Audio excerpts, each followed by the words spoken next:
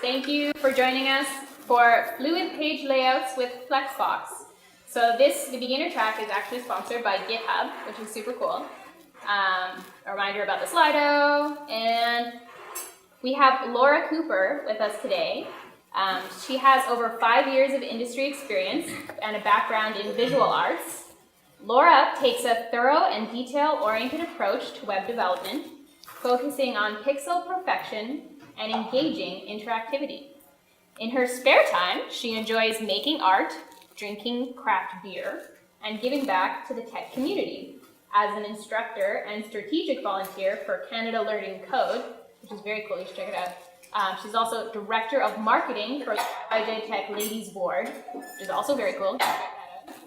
And co-host of Concat, which is a monthly breakfast meetup for other front-end developers. So, please welcome Laura, and get ready for Fluid Page Layouts with Flexbox.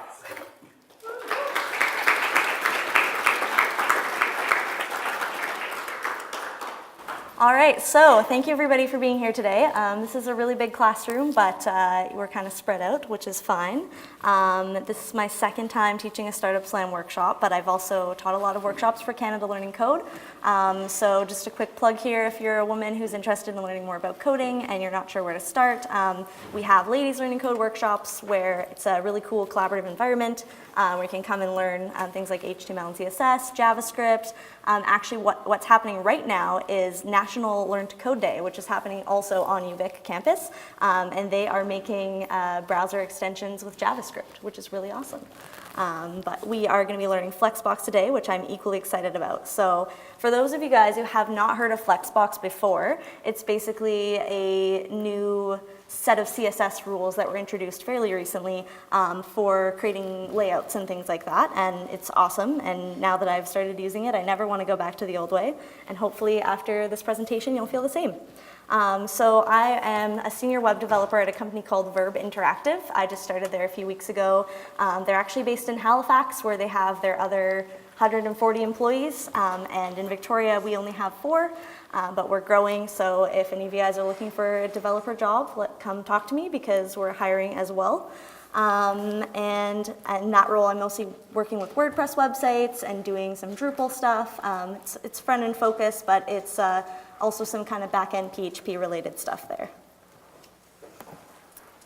Okay, so first things first, download the workshop files, and if you haven't already, you're going to want to download the Sublime Text Editor, or if you have a different text editor that you want to use, that's totally fine too. And you're going to also want to download the Chrome browser if anybody doesn't have that installed already. And then to download the workshop files, you can go to this Google link, which is capital X, V, 7, capital G, 5, N. And then once you've done that, just unzip the zip file, and you're going to want to open the slides.html file, or it might be called index.html in your browser. Yes? Sorry, where do you find that page? So you have to download the workshop files, and then you can access these slides. Like that menu page. Which page, sorry? Your page, the page you're on, like... So this is part of my slides, which are in the workshop files. So once you visit the Google link and download the workshop files, the slides will be in it, and then you can open it up on your computer and have your own copy. And I also have them on a jump drive, so if anybody needs that instead, if they're having trouble connecting to the internet, just let us know, and I can have Aileen run it to you. I'll just give you guys a few minutes for that.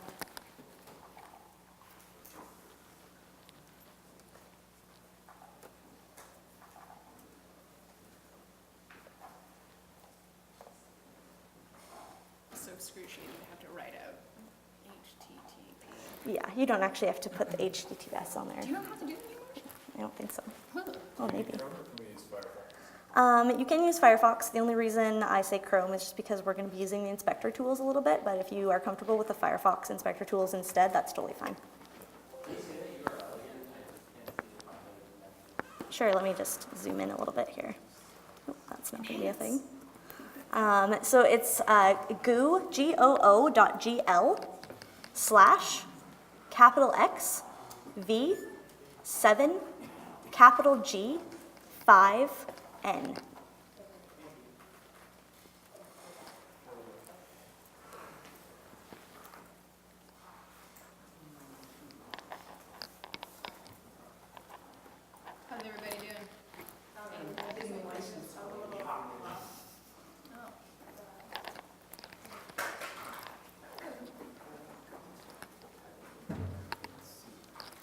anybody is having trouble, you can put up your hand and Aileen can come help you, but I also encourage you guys to work with your neighbor and see if you guys can help each other as well.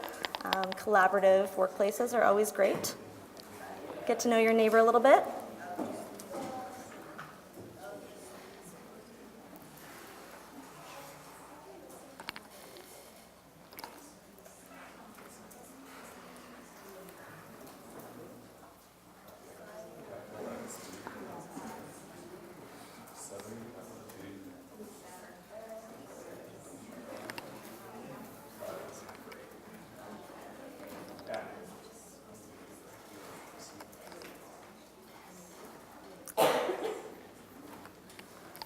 Now, if you download the files and you don't have a slides.html file, it might be called index.html as well. It's the same thing, that's okay.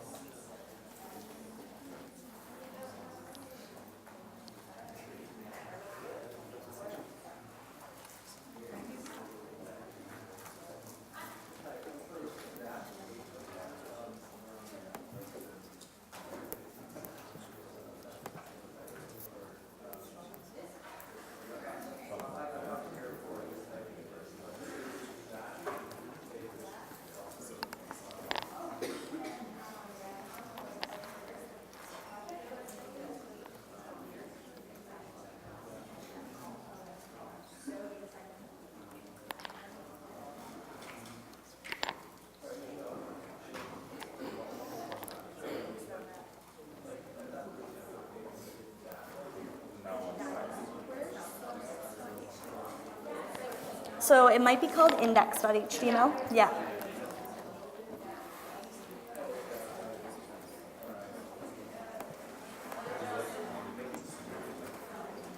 And it just looks like that. Yes. So if you open your file, either slides.html or index.html, if you open it and it says fluid page layouts with Flexbox, you're in the right spot. I'm Laura.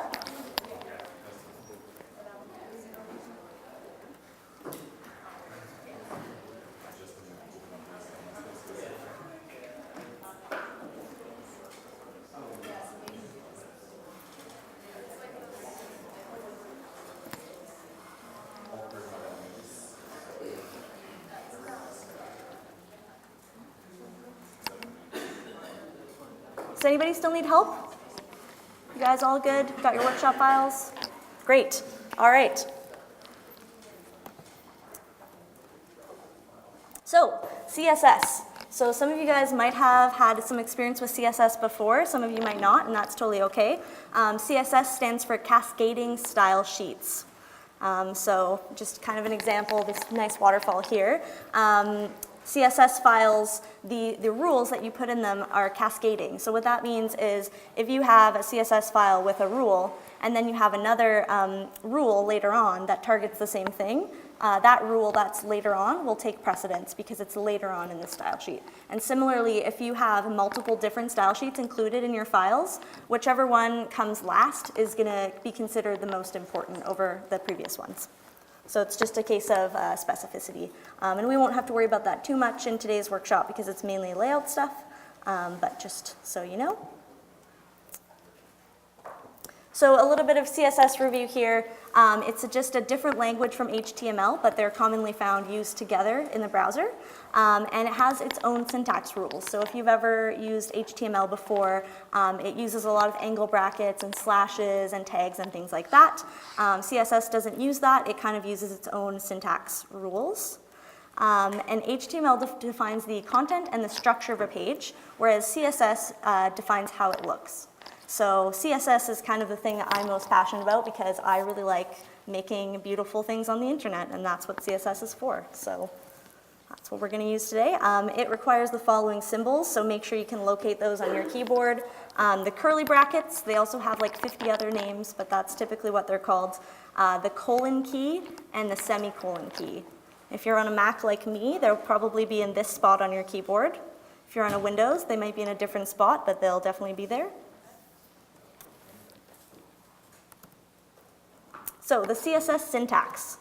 So the CSS syntax uses selectors, which define which HTML elements we're determining these styles for. So the selector might be all p tags. It could be all image tags. It could be a class, which is what we'll be using today, or it could be an ID. So if you're targeting a class, you're basically going to put the class name with a dot in front of it. And if you're targeting an ID, it'll be the ID name with an ID hashtag in front of it. We'll only be using classes today, so we'll be using that dot notation. So properties are what we are making a rule about. So in the case of our p tag example, if we wanted to target our styling rules at all paragraphs on the site, which is what the p tag stands for, we would say p, we would put a curly bracket, and then we would put what we're making a rule about. So maybe we're saying we want the font size to be 20 pixels on all p tags. That would be the property, would be font size or color. And then the value is what the property is set to. So if the property is color, the value might be red, or it could be black. If the property is font size, then it will probably be 20 pixels or a different pixel value or something similar. So just as an example here, we have our kind of format. So in the first example, we have the selector, curly bracket, property, colon, value, semicolon. So CSS will always follow that same format. And you can include multiple rules inside each declaration block, which we will be doing. This one just has one rule in each one, but it's just to show you what the syntax looks like. So we're all here to talk about Flexbox. So what is Flexbox and why would we want to use it?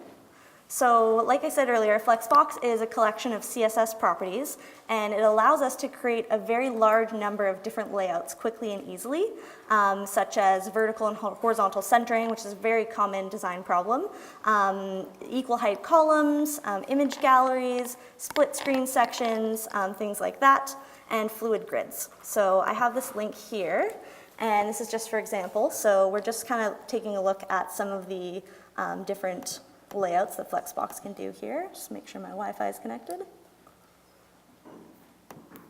Maybe.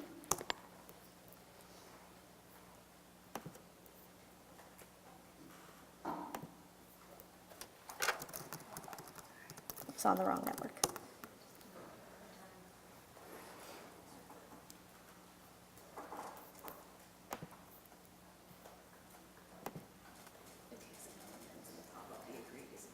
Oh yeah, got it. Okay, here we go.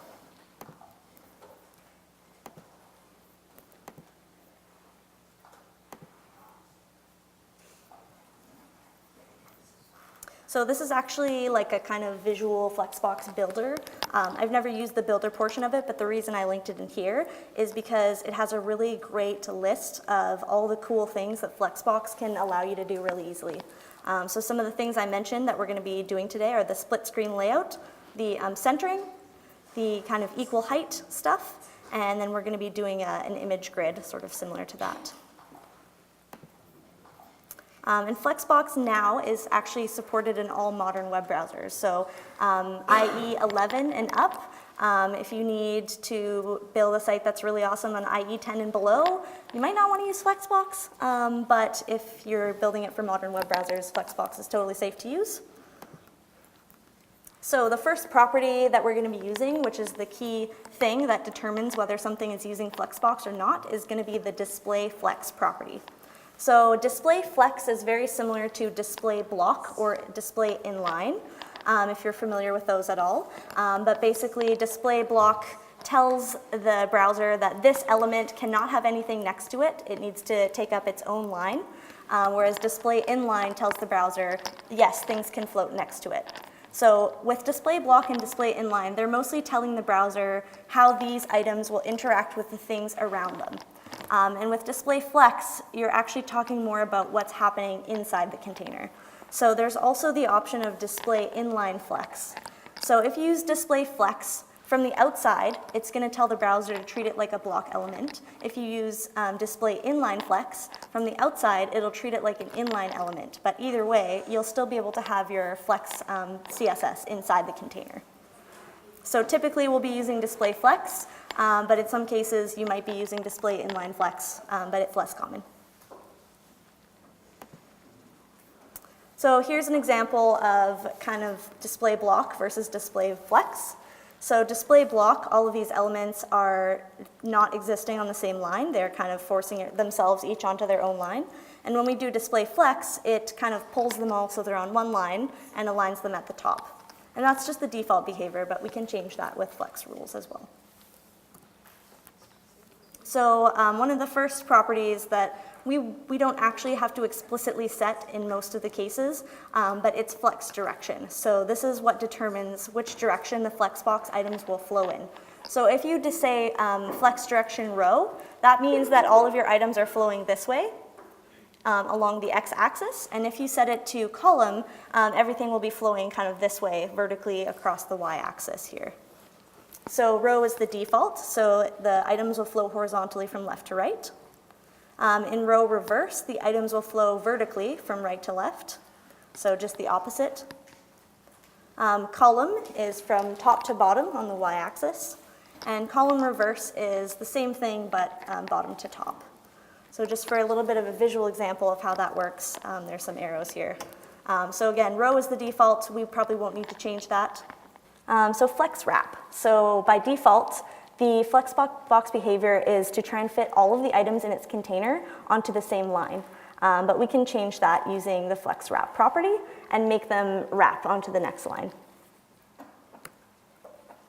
So by default, all on one line. Sometimes this has some weird effects. If the width of the items is wider than the total width of the container, they sometimes look a little weird, and then you'd want to set wrap. So wrap means that the items wrap on multiple lines from top to bottom. So they'll go across in one row, drop down to the next line, and go across that row, kind of like a typewriter. In wrap reverse, they do the same thing, but they'll start at the bottom and go up to the top. I've never used this one, but apparently it's a thing. So flex, grow, shrink, and basis. So this is kind of the meat of what determines how big the items in the container are going to be. So flex shrink and flex grow dictate how much the items can shrink or grow to occupy the space. And this is if the default size of the items is bigger or smaller than the size of the container. So if you have a container and you have a bunch of items in it, and some items are more important than others, you might set certain ones to have a shrink value so that they can kind of collapse to make room for the other items that are more important. And similarly, grow does the same thing, but in reverse. And it basically is determining a number that is setting it relatively to the size of the other items. So it's a unitless number. So we're not saying flex shrink 20 pixels. We're usually saying flex shrink 1 or flex shrink 2. Flex shrink 2 is going to mean we're going to shrink it twice as much as all the other items. Similarly with grow, so we might say 1, which means it just is the same relative to all the other items. If you set grow to 2 or 3, that's going to say this item can grow to twice as big or 3 times as big as the items around it. And the default value for both of those is 1. So for flex basis, this is kind of our key thing where we get to determine how big we want things to be. By default, it's auto, which means Flexbox will basically try to set the widths of everything itself based on the content. But you can also override it and say you can use pixel values, you can use percentage values, or you can leave it as auto, depending on what you're trying to do. So just for a little bit of an example, this is kind of what shrink does, or sorry, what grow does. So all of these have flex grow of 1, but the square, you can see in the top line of CSS there, they're changing the flex grow value from 1 to 2 to 3, and then up to 6. And it's kind of just showing you what's going to happen to that flex item. It's going to kind of grow to be 6 times as big as all the other items. And the same thing with shrink. So right now they're all set to 1, but if you change it down, it can kind of shrink them more. In this case, they're all shrinking because they're all set to the same thing. So the reason Flexbox is so helpful is because it allows us to have these layouts made in such a way that they're fully responsive for the browser. So when you resize your browser, all of your Flexbox and Flex items are going to resize and rearrange themselves automatically based on what you're trying to do. So that's really helpful. So the shorthand for Flex Shrink, Flex Grow, and Flex Basis is just a property called Flex. And this is the one we're going to use most often. So it's just the three of them combined. The second and third property of Shrink and Flex Basis are actually optional. So we usually want to use this property rather than setting the three values individually. So rather than going into our style sheet and specifying Flex Grow, Flex Shrink, and Flex Basis separately, it's recommended to just specify Flex and put the three values in there. So the default is Flex 1, 0, Auto. So the 1 is for Flex Grow, the 0 is for Shrink, and the Auto means basically Flex, just figure it out. I don't want to deal with it. Figure out what the content is and just set it based on that. So one of the things we're going to be using today is justify content. So justify content is what's going to mostly be used for our horizontal centering or spacing. So it specifies how the content or items in a Flexbox are going to spread out. So if the flex direction is set to row, this is going to determine how the items are spread out on the x-axis. If the flex direction is set to column, it's actually going to affect how they're spread out on the y-axis instead, so vertically. So one of the common ones is center. It's pretty basic. Means all items should be in the center of the box. With Flex Start, all the items will be aligned to the left or right side of the box, depending on whether you're using row or row reverse. Commonly would be row, so they'll be on the left side. And if you're using column, it'll be the top. If it was column reverse, it'll be the bottom. So whatever the start of the Flex container is, that's where it would align them. Flex End, same thing, but at the end of the box, so either the right side or the bottom, most likely. Space around, so in this case, justify content will try to give equal spacing around each item. Space between, the first and last items will be at the edges of the container, and then with equal spacing throughout the rest of the container. And space evenly, so this one is kind of a combination of space around and space between. It's so that spacing between any two items and the spacing to the edges of the container are equal, and we'll be using that one later. So this is kind of an example of what justify content does here. So you can see Flex End goes to the right, and then center, and then space between, and then space around. So align items, this specifies how we can align our items within a Flexbox container.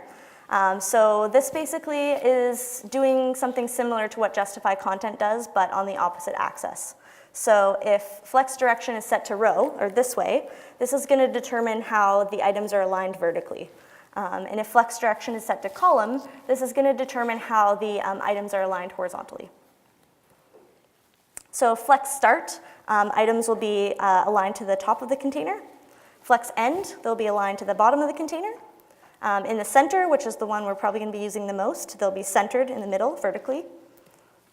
Stretch, so this is the actual default value of align items. So a cool thing about Flexbox is if you have a bunch of items, say they're like div containers with some text in them, by default, Flex is going to stretch all of the containers so that they have matching height, which is really great, because before you'd have to do that with some weird like JavaScript stuff. And now we don't have to, which is awesome. And then baseline. So this is a bit of a weird one. Again, I haven't used this one before, but it basically figures out what the baseline is of the first line of text in each Flex item, and it'll align the items based on that. So this is kind of an example of what align items does. So it's showing you the center, and then if it stretches them, makes them all the same height. Baseline based on the text.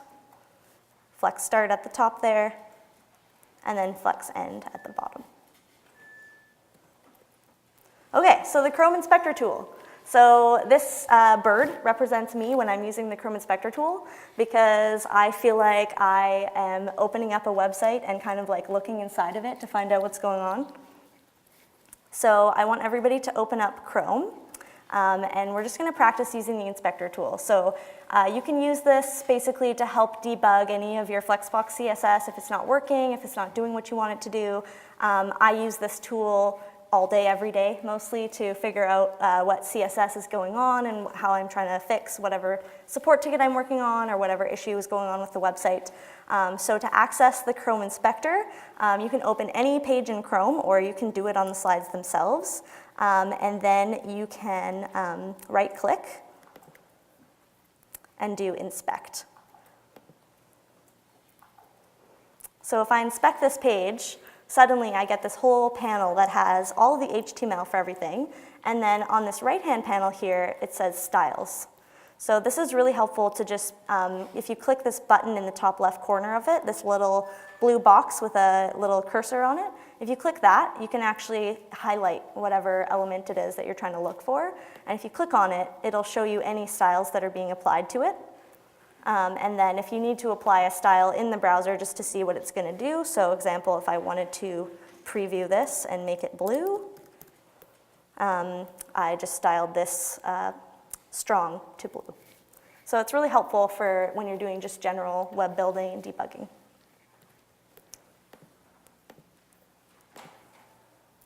So the project files. So inside the folder that you downloaded, there's going to be a folder called project. And there is an index.html file inside the project folder that you don't really need to touch. It's basically just got some kind of static generated HTML in it that we're going to be using our styles on, but you probably won't need to edit it. And then we're going to be working with the flexbox.css file. So if you open that file, you'll notice that it's empty, and that's because we're going to be putting our styles into it. So I want you to go to your project folder that you downloaded, and you're going to open it in Chrome. So just the index.html file. So in my project folder here, I have this index.html, and you can either do file, open file to open it, or what I like to do is just drag it right over the Chrome icon, and it'll open it up for me. So this is our kind of index page. It's not very pretty right now. I have basically put in some images into the HTML file. I have put some special styling on the images so that when we use our Flexbox on it, they'll work really well. And that's using object fit, which is another really cool CSS property. So if you want to know what's going on with those images or anything else, any of the other base styles I've applied to the page, they're in the styles.css file. It's just a few styles that basically aren't related to Flexbox, but they're just going to help the page look a bit nicer. So you can kind of see here, I've got some content. It's not centered, but I've basically given the content a max width, and I've added some padding, just so that when we add our flex styles, it's going to make it look really nice. And we just have a bunch of stuff here, essentially. It doesn't look like a whole lot right now. So I want you to go to Sublime, or your text editor of choice, and we're going to open the project folder. So you can do File, Open.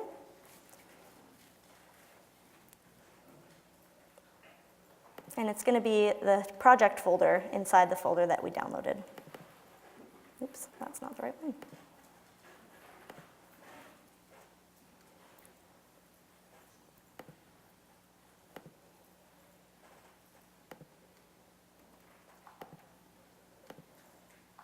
There we go.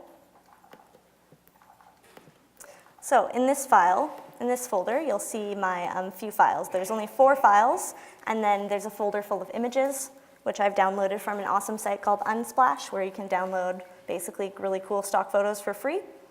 So our Flexbox CSS file, as I said, is empty right now. And then in our style.css file, here's just some base styles that I've applied to the page.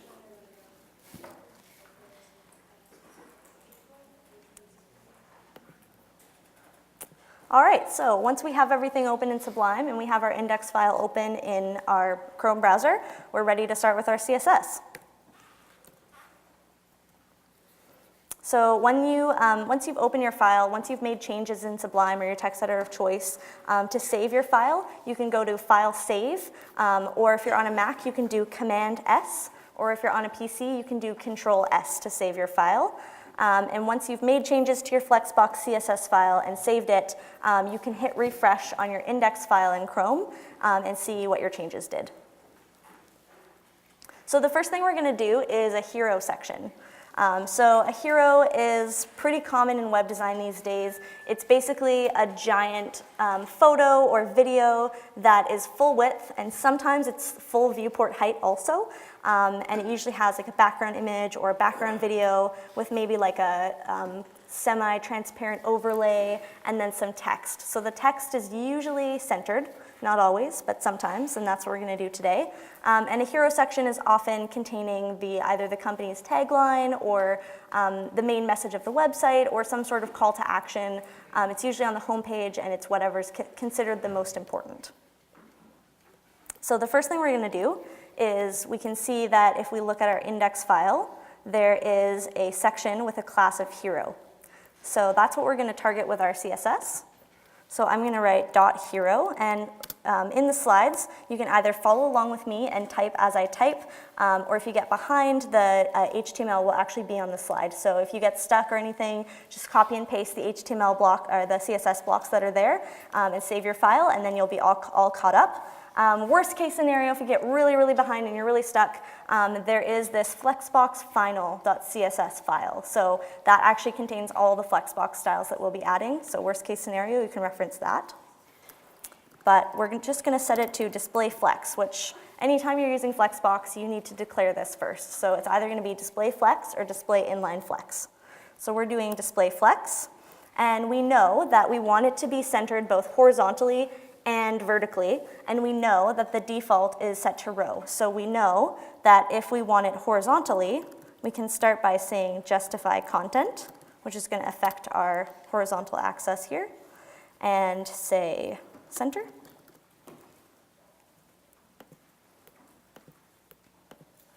And then we're going to put align items and also set this to center.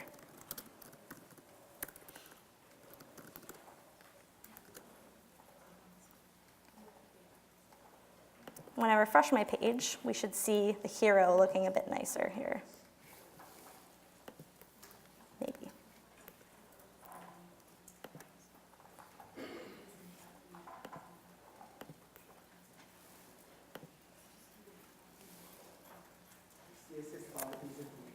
Yes, so I had commented out my CSS file earlier today because I was working on it.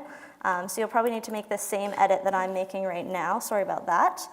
You'll find a line inside your index.html file. It's the second line of link with CSS. It's just commented out. It says Flexbox final. We just want to change it to say flexbox.css. That was my bad. I missed that this morning. So just feel free to edit that so it looks like mine, and make sure you save.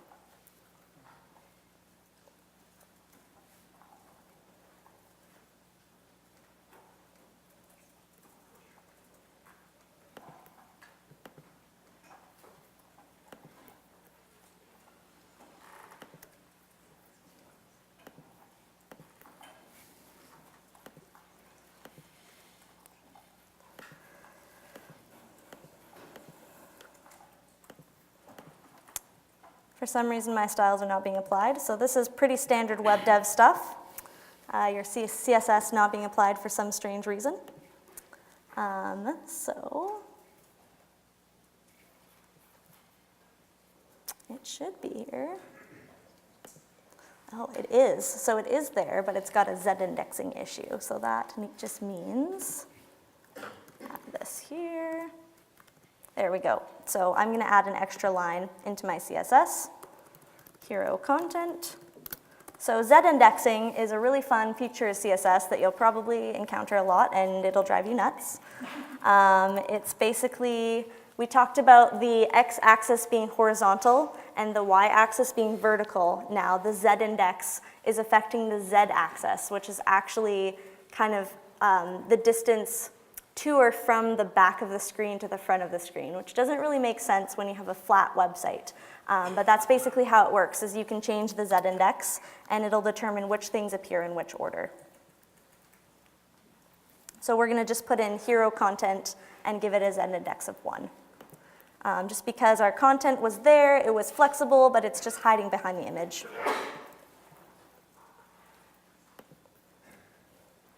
So here's our hero. So it's taking up the kind of full height of the screen. And it's got our heading in there, it's got an image in the background. This is probably something you'd use pretty commonly, especially if you're using like a one-page layout or a splash page or a marketing page of some sort.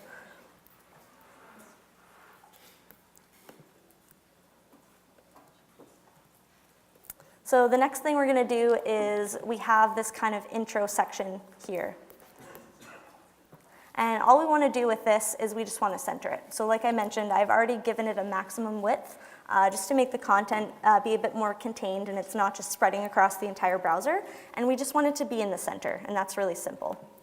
So we're just going to target our intro class, which is what this particular section is called, section class intro. And we're going to say intro, and we're going to again say display flex. And in this case, we don't need to center anything vertically because this whole section, the height of it is just determined by the height of the content plus the top and bottom padding that I've added. So we don't need to worry about the align items rule here. We just need to do the justify content. Like that. So now it's in the center.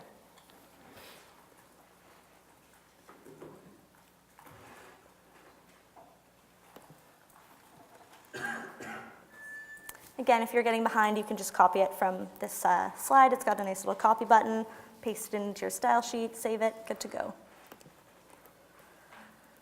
So another thing we kind of saw with those little GIFs that had the blocks is a use case for commonly for Flexbox is if you have icons or images or a bunch of logos and you just want to align them in a way that doesn't look awful.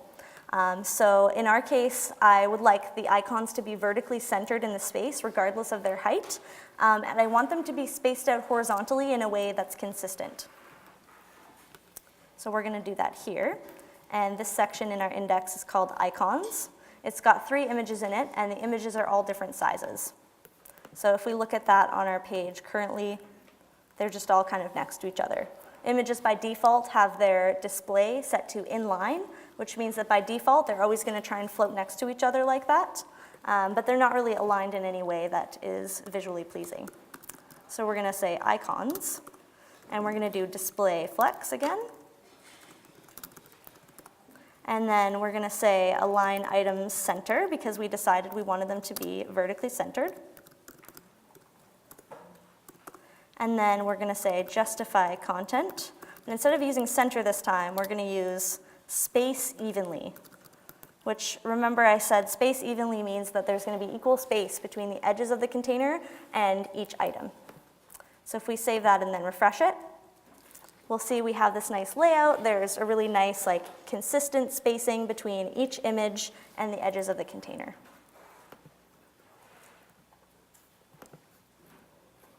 So that looks like this here. The next layout is a little bit more complicated, but it's pretty cool. So that's the split screen layout. So it features 2 sections that are next to each other, and they each take up half the screen. Usually you'll find one will have an image and one will have text, and then if you have multiple sets, they'll probably be alternating so that it would be image on the left, image on the right, image on the left, and it kind of makes this cool grid looking thing. So the only way to achieve the full effect of the split screen layout is if each side, or what I call tiles, has equal height. And so we know Flexbox does that for us automatically, which is great. So we're going to use that.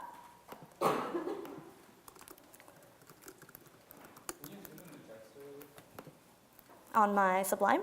Yeah. Yeah.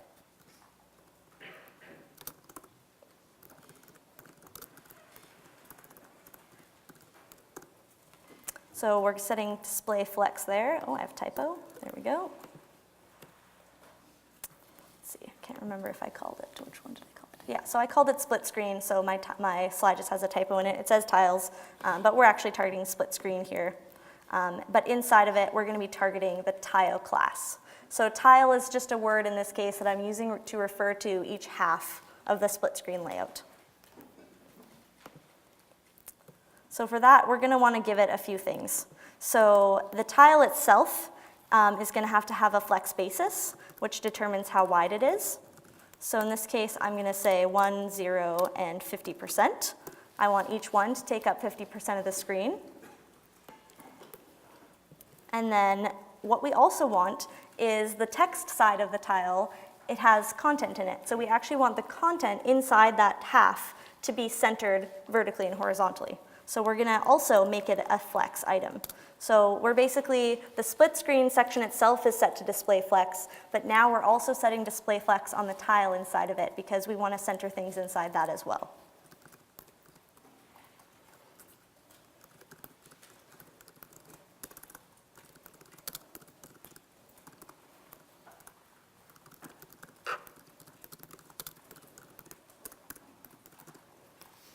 And the other thing I'm going to do is, because by default right now, they don't really have any height at all. It'll be based on the content, but I kind of want to give it a height that's consistent. So I'm going to use something called VW, which actually stands for viewport width.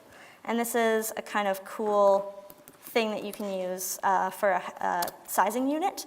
And in this case, what it's going to do is it's based on the width of the browser. So if my tiles are set to a width of 50% and the height on the tile is set to 50 VW, that means that they're basically going to be square because it's all calculated based on that browser width.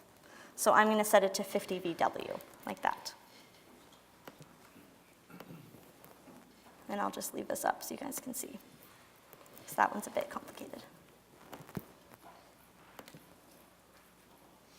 So we're a little bit small on our screen here, but this is the magic of the Fluid Flexbox layout. It gets a little bit too small for our containers here, but the tiles retain their proportions at all browser sizes, which is awesome.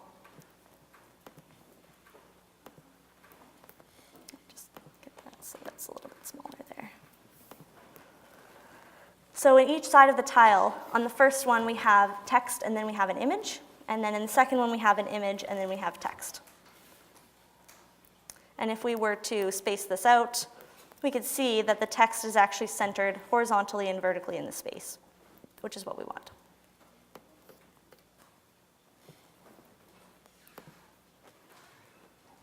Yeah? What would you do with a split screen when it's responsive? So we don't have time to cover this today, but what you can actually do is you can change the flex basis using media queries. So you could write a media query for this that says media screen max width, like, I don't know, 700 or something. And then you could say flex 100%, and you could make each tile 100%. The other thing Flex can do, which we also don't have time to cover today, is order. So if you guys are interested, look up the order Flexbox property later. It basically allows you to change the order of content inside a Flexbox. So with the tiles, if we went down to small and we made each tile 100%, we would have text, image, image, text. But we might want text, image, text, image. So you could use order to switch the image of the order of the text and image so that they come in that order instead, which is usually what we would do when we're building websites at work. We'd probably use those types of rules to change the tile layout to a full screen layout on mobile devices.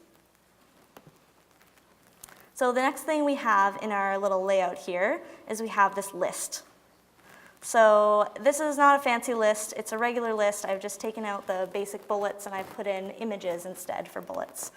They're not doing anything fancy, they're just image tags that are right in there with the list items. I'm using Leaf because I think it's cool. But what we want to do is we actually want the list to be centered on the screen like our intro was. And then what I'd like to see is the image to be aligned vertically and the text to be aligned vertically in the center of the list item, so it looks a bit nicer. So for the actual centering of the list content, because it's using the same content class that I added earlier, it'll work if all we do is put in list into this intro block. So the reason I'm doing this is because the intro block is already using a lot of the flex styles we want to use. So instead of writing this again, we're just throwing the list class into that existing declaration so that it targets the list as well. And then now it'll be centered as well. That's only half of what we need to do. The second thing we want to do is center that image. So in that case, we're going to be targeting the list li. So that means we're targeting list items, or li, inside of the div called list. And all we're going to do is we're going to set them to display flex again, and we're going to say align items center. So you'll see a lot of this Flex stuff is pretty repetitive because Flex is pretty versatile and it can do a lot with very simple rules. So now, if you look at my list, you can see that the leaf and the text, even the ones with 2 lines, they're all vertically centered. So they look a little bit nicer than having everything at the top.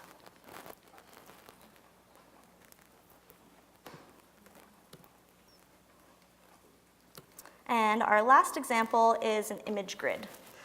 So image grids are pretty common.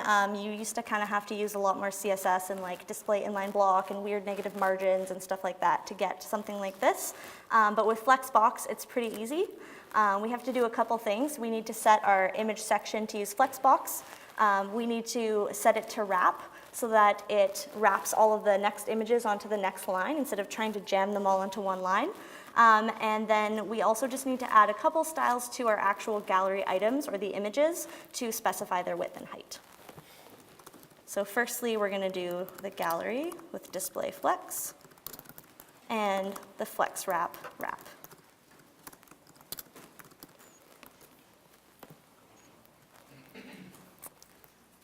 And then the next thing we're going to want to do is we're going to target gallery item, which is the class that I've added to the images inside the gallery.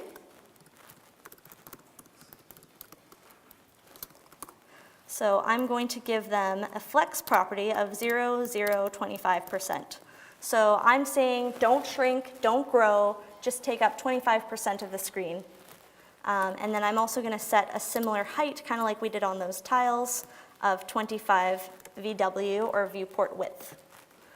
So again, if you were using this on an actual site, you could use media queries to change the size of those gallery items on different devices. So right now we're using a layout with 4 across, but on mobile you might want to switch it to 2 across, and in that case you would say flex 0, 0, 50%, and you could set their height to be 50 VW instead.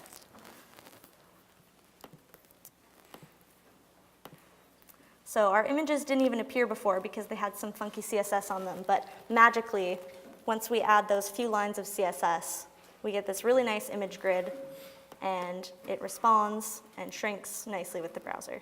So again, if this were a real website, I would go in at about this size, switch it to 2 across so that they're a little bit bigger, but for now, this is sufficient.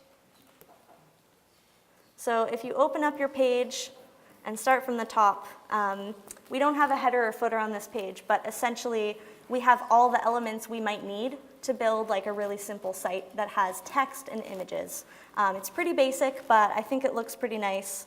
We've got our hero, we've got our big fancy heading, we've got our intro section, we've got our icon section, and you could also use that type of layout for columns or things with text in there. Right now we just have pictures, but you could totally throw text in there and have it be centered as well.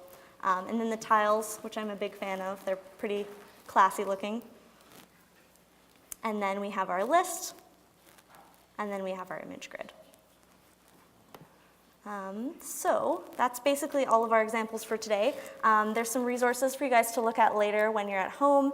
My favorite is Flexbox Froggy, which is a game that teaches you Flexbox concepts and you can practice your Flexbox skills, and it's really fun. So in this case, it's telling us to use justify content to make the frog be at the end. And there you go. Yeah, so that's about it. Thank you guys for listening. Could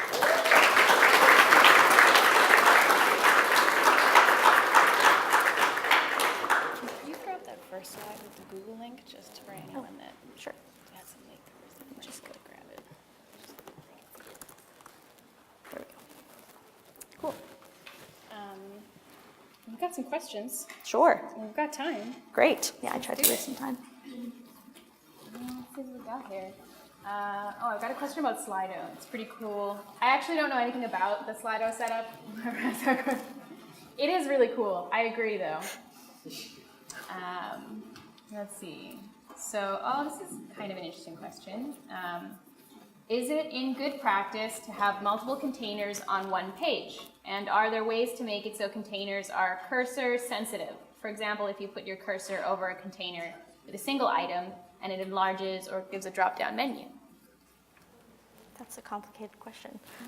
Like as far as having many Flexbox containers on one page, that's totally fine. Our page is literally made of Flexbox containers, and a lot of the websites that I'm building at work are pretty similar. All of the CSS is a lot of Flexbox containers.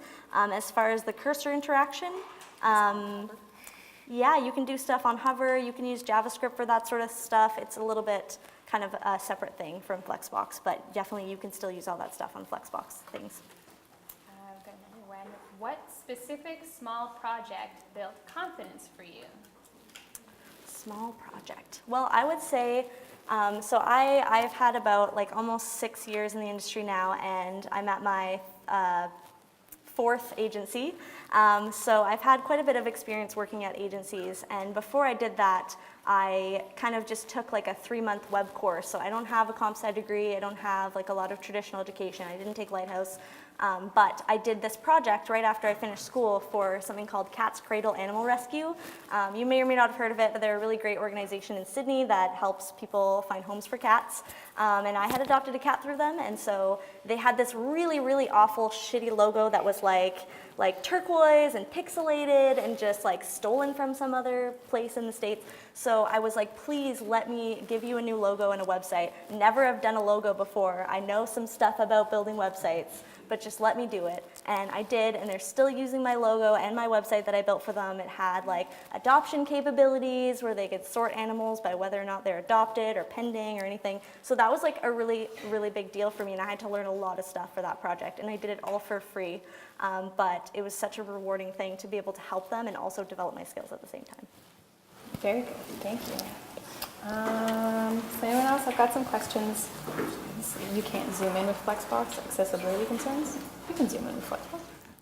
Yeah, I mean, Flexbox is just CSS, so any page you can zoom in on, you can zoom in with Flexbox. But that'd be more of like a browser thing. Yeah, I'm thinking that the can't zooming in and the scroll with the mouse thing, that might be your browser. It's not really, probably not Flexbox. Hey, question. So it seems like you can use Flexbox for creating very responsive web pages. Do Yes. you still see, with native support, do you still see that there's a compelling case for using things like Bootstrap?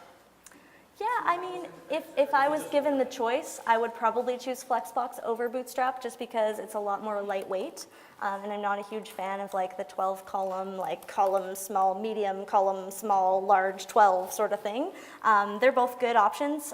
Bootstrap is pretty versatile for if you're making like really large scale things. So if it's a huge project, Bootstrap might still be the way to go. For simpler things, and if you have the time and control to style something from the ground up yourself, I would recommend doing that instead. I think you can actually, like Bootstrap has Flexbox now as well, so you can do both. Right, it's just that Bootstrap is just so heavy. Yeah, Yeah. it's a lot of overhead. 25 dependencies. Yeah. Yeah, it's a lot of stuff, yes. Yeah. What else did we get?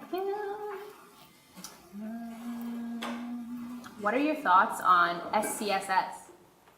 Oh, I love SCSS. So like, I mean, CSS is my jam, but SCSS is just like a nicer way to write CSS.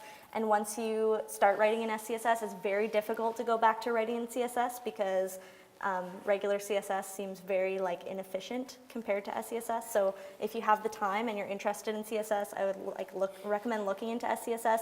It's basically some cool like shortcuts and extra tools that allow you to do a lot more with CSS and kind of push it. And you have to repeat yourself a lot less because you can nest rules inside of each other and things like that. And it's really awesome. Excellent. This is an interesting one. Do you think quality is subjective or objective? I think it's naturally subjective. That's the definition of a word. But It's kind of both. I mean, it depends on whether you're talking about design quality or functional quality. If the website doesn't work properly, then it's obviously not high quality. Design quality is a little bit more subjective, but you know, the goal of CSS in a workplace is almost always take this mock-up and make this website look exactly like it. So in that case, the quality can be judged more objectively by how much it matches the mock-up or not. And you'd be surprised how often it is not. I think we're getting close to running out of time. So I'm gonna do, if anyone has any last questions, you wanna shoot your hand up?